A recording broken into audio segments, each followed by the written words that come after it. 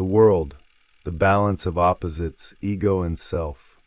There's something about the final card of the tarot that feels like stepping into a deep, exhale-worthy truth, like finishing a marathon only to realize the journey itself was the real treasure.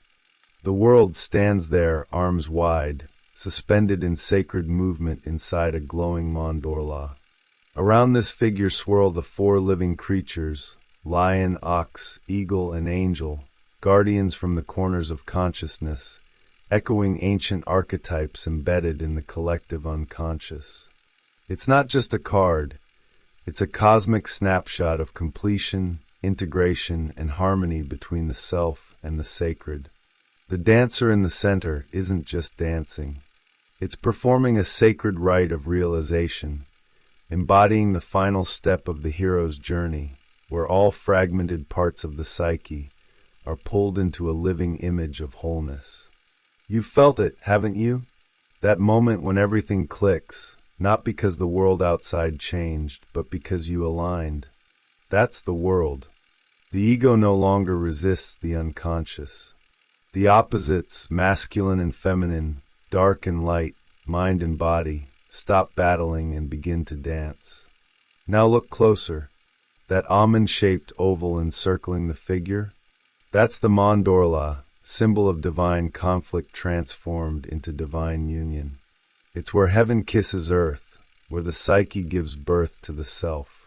You don't arrive there through passivity, but through active engagement with life's paradoxes. It's what Jung called the tension of opposites. Imagine losing your job, but finding your calling, getting heartbroken, but finally meeting yourself. That's the mandorla in motion. It's not comfort, it's transformation. The world card says, you've made it, but with a cosmic wink. Because this isn't about static perfection, it's about dynamic wholeness.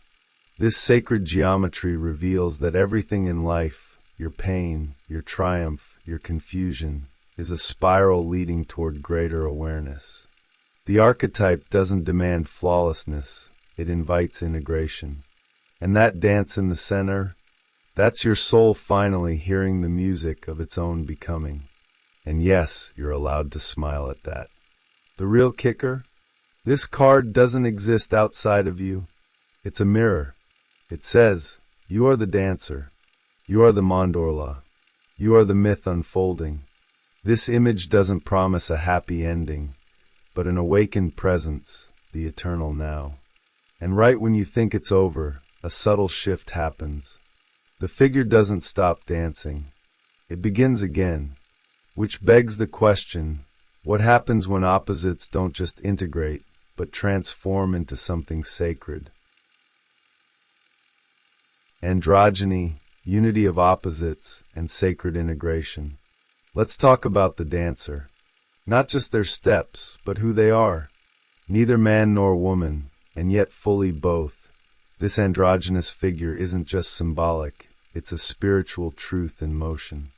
They represent the sacred union of polarities, the masculine and feminine, the active and receptive, the electric and magnetic. You've seen this before, maybe not on a card, but in those rare moments when your inner contradictions harmonize instead of fight. That's the dance. That's the power of integration. Carl Jung wasn't being poetic when he talked about the necessity of embracing opposites. He meant it quite literally. The unconscious holds what the ego represses, and this inner split creates suffering. But when you embrace both sides, when your logic meets intuition, your discipline embraces spontaneity, you become whole. The dancer's androgyny reflects this sacred marriage. It's the alchemical union, where fire meets water, not to extinguish, but to transmute. And let's not pretend this is abstract. Think of your daily life. Ever tried solving a problem purely with logic, only to find the answer came when you finally felt your way through it? Or those times when stepping back in silence got you further than shouting louder? That's sacred integration. It's not about being balanced like a scale. It's about being alive to every part of yourself. Wholeness isn't symmetry, it's synergy. In esoteric traditions, this unification is the great work. In mysticism, it's the reconciliation of the divine masculine and divine feminine. In psychology, it's individuation. But in your own life, it might look like finally forgiving your father and healing your mother wound. It might be realizing your strength isn't diminished by your sensitivity. The world around you begins to shift the moment you stop choosing between and start choosing with. This is what the dancer teaches, not to eliminate duality, but to dance with it until it reveals a third thing, transcendence. It's a paradox in motion. And when you catch yourself in that rhythm, even briefly, something ancient and luminous stirs within. It's not the end of your struggle, but the beginning of something much deeper, the emergence of the self, which leads us right into the heart of Jung's deepest insight. Jungian psychology and the concept of the self. At the core of Jung's psychology is a truth so simple most people miss it. You are not just your thoughts, your habits, your job, or even your traumas.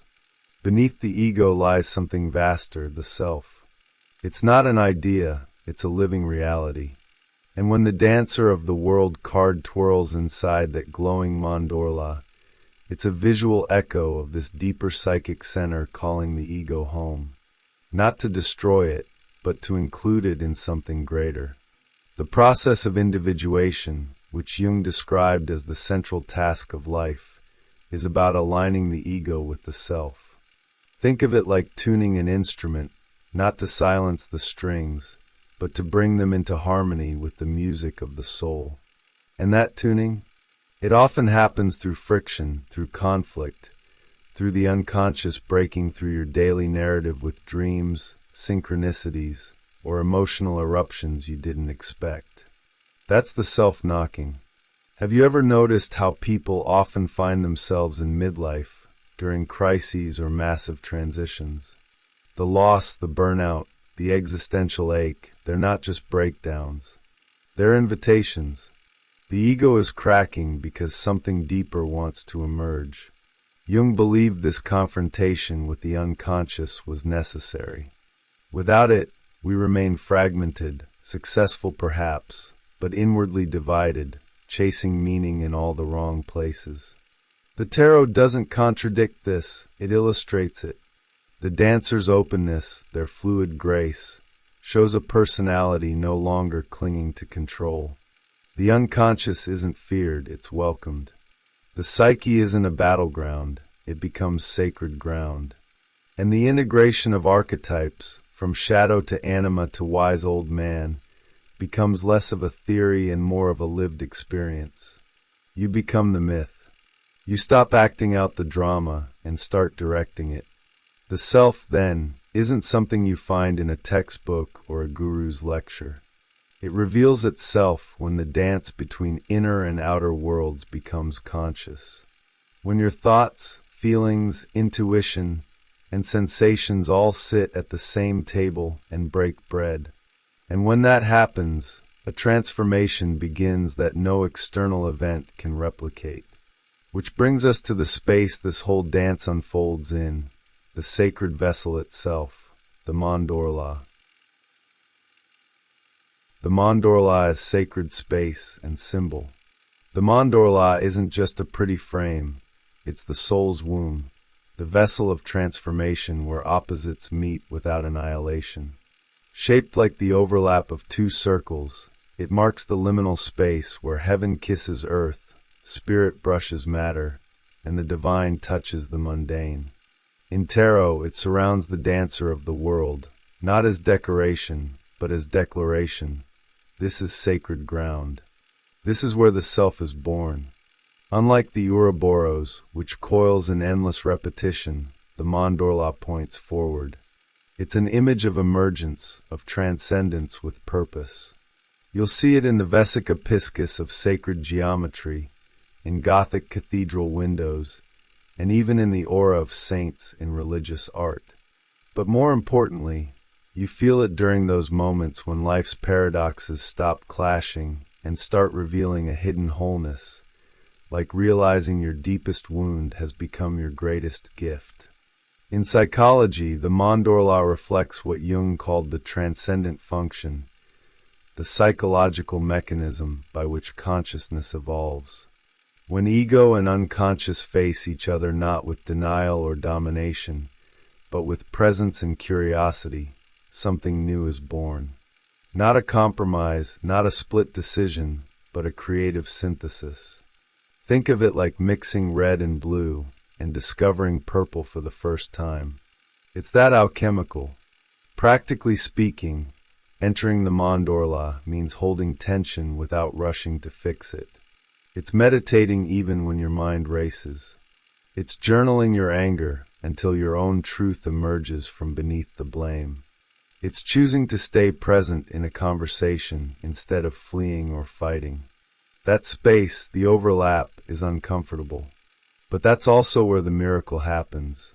That's where life stops being black and white and becomes luminous. So next time you find yourself torn, pause. Don't run. Sit in the mandorla. Trust that this in-between place isn't failure, it's transformation in progress. Because the dancer only finds freedom inside that sacred almond of opposites. And once they start moving, something ancient stirs. A rhythm rises, and soon you'll see, the dance itself is the language of the soul, which leads us into one of the oldest languages humanity has ever known, dance. Spiritual dance and eternal movement. Dance isn't just movement, it's meaning made visible. It speaks without words, cuts through intellect, and calls the soul to attention. In the world card, the dancer doesn't just celebrate an ending, they embody a beginning that never stops unfolding. Their rhythm is cosmic, not choreographed. They twirl within time and outside of it, showing that life isn't a line, it's a spiral, a sacred recurrence. From the fool's first step to this final flourish, everything has been leading to this moment. You've felt that kind of dance before, maybe not in a studio, but in life's flow. When you lost something and later realized it made space for something better. When you took a leap without certainty, only to find wings on the way down. That's the sacred dance in action. Jung would call it individuation. Mystics might call it surrender to divine order. Either way, it's a movement toward wholeness, and every turn of the wheel brings you closer to it. In spiritual traditions worldwide, dance appears again and again as a metaphor for transformation. Shiva's Tandava, the Sufi whirls, the Hebrew David dancing before the ark, all are expressions of ecstatic alignment with the divine. In these movements, the boundary between ego and cosmos dissolves. That's what the tarot card hints at. The dancer isn't performing for an audience. They're merging with the music of existence. Their steps trace a pattern deeper than logic. Want to practice this? Don't overthink it. Move your body. Not to impress, but to express. Put on music and let your inner tension speak through your limbs. Or walk slowly in nature, noticing the rhythm of your breath syncing with the wind. Movement awakens something ancient in the psyche. It grounds you in the now while reminding you of eternity. That's no small thing, it's medicine. And the more you dance, the more the dance dances you. Because here's the secret. The dance isn't about perfection, it's about presence. It's about surrendering control and rediscovering your essence in motion. Just like life, the steps aren't always clear, but the rhythm is real. And if you listen closely, it becomes a compass, a sacred choreography that leads you right into the alchemical heart of transformation, where matter meets spirit and symbols turn to gold. Alchemical and mystical interpretations. Alchemy isn't dead, it just speaks a new language. In the tarot, the world card becomes an emblem of the alchemical opus, where spirit and matter fuse in a mystical marriage. That dancer isn't just celebrating, They're embodying the philosopher's stone, the final stage of transmutation. Gold here isn't literal, it's symbolic. It's the gold of consciousness, of having endured the fire of life and emerged as something rare, luminous, and whole. Let's talk about the quadrature of the circle, a classic alchemical riddle. It represents the impossible task of squaring a circle using only a compass and straight edge. But spiritually, it's the quest to unify the finite with the infinite. The dancer's space within the mandorla is that paradox resolved, not with math, but with grace. The circle of unity balanced on the four corners of matter, guarded by the beasts of the fixed signs. It's harmony written in sacred geometry. Jung saw alchemy as the symbolic language of psychological transformation, and the anima mundi, the world's soul trapped in nature, is the key to that metaphor. Liberating it means awakening your divine potential, not just in some airy soul mission, but in the everyday, in your job, your relationships, your choices. Transformation through suffering doesn't glorify pain, it redeems it. It says, your wounds are not detours. They're doorways. Think practically. Have you ever had a season where everything fell apart, only to realize later that it was setting the stage for a deeper version of you to emerge? That's alchemy in action, the burning away of the false self, the calcination of ego, the dissolution of illusion, and the coagulation of essence. And yes, it hurts, but what's born from that fire carries the fragrance of truth. It's not just personal growth, it's sacred rebirth. So when you see the dancer, remember, they've walked through that furnace. They've tasted the shadow, faced the trials, and emerged with something precious, inner light. And that light doesn't just stay inside, it radiates. It blesses. It transforms. But transformation doesn't stop there. Because what if the lines between inner and outer reality weren't so solid after all? Integration of inner and outer realities. What if your inner world shaped your outer, one more than you ever imagined? Mystics have whispered this truth for centuries, and modern physics is starting to echo it. The world card, in its quiet majesty, hints that the boundary between psyche and cosmos is paper-thin. The dancer doesn't just move within reality, they shape it, live it, breathe it. That mandorla, it's not just a border, it's a mirror. Inner harmony reflects as outer order. Ever heard of the observer effect? In quantum physics, particles behave differently when observed. Now consider this. What if your thoughts, your attention, your consciousness actually influence the world around you? The tarot isn't naive. It knew this before science caught up. That dancer is the observer. Their awareness makes the dance real. Your consciousness is not passive, it's participatory. It molds reality with every step, every intention. The holographic model of the universe goes even deeper. It suggests that every part contains the whole. Microcosm reflects macrocosm. You, standing in your kitchen drinking coffee, are also an expression of the cosmos dreaming itself into being. And that means your inner integration, your self-awareness, your healing, your shadow work echoes through existence. You are not separate from the universe.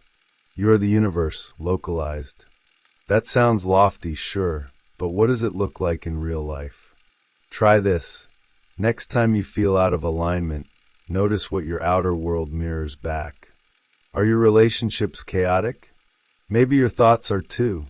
Is your work unfulfilling? Perhaps your inner voice has been muted. This isn't about blame, it's about awareness. Integration isn't just inner work, it's noticing how every interaction, every random event, speaks to your current vibration. And once you see that, once you really see it, nothing looks the same again. The world stops being static and starts becoming symbolic. Every person, every challenge, every coincidence turns mythic. You walk through your life not as a victim of chaos, but as a co-creator. And this realization shifts everything, including your understanding of the symbols passed down from ancient spiritual traditions. Religious symbolism and collective archetypes. Religion, at its best, speaks in symbols. It doesn't just tell you what to believe, it shows you who you are. In the World card, we see echoes of ancient spiritual stories layered with archetypal truth. The four living creatures, lion, ox, eagle, and angel, aren't just pulled from Christian texts like the Book of Revelation. They are cosmic signposts. Fixed signs in astrology, guardians of the four directions, emblems of the four evangelists, and psychological functions. They anchor the sacred in myth and psyche alike. These symbols don't belong to one culture, they're universal. Carl Jung called them archetypes, timeless patterns living in the collective unconscious. When you dream of flying, wrestling with a beast, or walking through a city made of light, you're tapping into the same mythic well that gave rise to Eden, to the tree of life, to the city of God. The world holds these images together like a divine collage, reminding you that spiritual development isn't new, it's ancient, coded into your DNA. And look at Christ, not just as a historical figure, but as an archetype of the self. His death and resurrection, his union of divine and human, his message of love and redemption, all mirror the journey of individuation. He dies to the ego and is reborn in transcendent consciousness. This isn't just Christian theology, it's mythic truth. The same story appears in Osiris, in Buddha, in Dionysus. Different names, same essence. The return to the self. In your own life, you've probably felt this archetypal pull. Times when suffering felt oddly meaningful. When you sensed you were being initiated, not just punished. That's not coincidence, it's myth awakening within. Maybe you weren't nailed to a cross, but maybe you were betrayed, humbled, stripped of illusions. And maybe, just maybe, that moment led to a kind of rebirth. That's what the sacred stories are for, to remind you that your pain has purpose.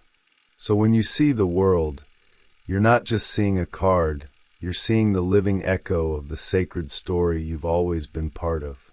A myth written in starlight and blood, calling you to wholeness. And that story doesn't end, it evolves. Which brings us to the arc that carries every soul, the hero's journey. The hero's journey and evolution of consciousness. The world card may look like the end of the road, but don't be fooled. It's not a full stop, it's a turning point. In the grand map of the tarot, it marks the final step of the fool's journey, a return home, but with new eyes, a changed heart, and a soul expanded by trials.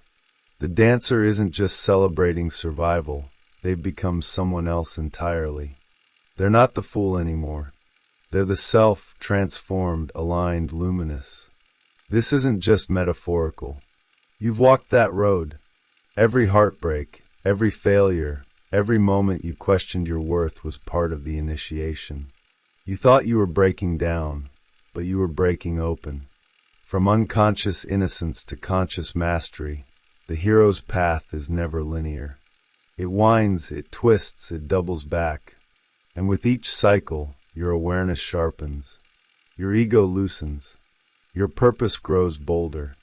Joseph Campbell called it the monomyth. Jung saw it in dreams and fairy tales. But the tarot shows it. From the fool to the world, every card is a step, a stage, a mirror. And by the time you reach the world, the ego has stopped steering the ship. Now it serves something greater, divine order, inner wisdom, collective calling. The hero is no longer fighting dragons. They've become the dragon and the knight, integrated into a single being. In the real world, this shift often shows up subtly. You stop needing validation. You start choosing peace over control. You trust your intuition without needing a spreadsheet. That's what evolution of consciousness looks like in daily life. You don't become superhuman, you become fully human. And that kind of presence is magnetic. It draws people in, not because you're perfect, but because you're real, centered, and grounded in something beyond yourself. This is why the world is such a powerful card. It doesn't mark the end of your evolution. It marks the moment when your transformation starts to ripple outward, when your personal awakening becomes collective. Because here's the twist, the journey never belonged to you alone. And your healing? It's not just yours to keep. The role of the individual in collective transformation. You might not feel like it, but your inner work is revolutionary. Jung once said that only the individual carries full consciousness, not institutions, not collectives. Just you. And that means your healing, your awakening, your self-awareness doesn't just benefit you, it reverberates. It shakes the web of the collective unconscious, nudging others toward their own wholeness. The dancer in the world card isn't dancing alone, they're dancing for the world. In a society obsessed with external change, politics, activism, reform, it can sound almost naive to say that inner transformation matters more. But look closer. History shows that true change always starts with one awakened individual.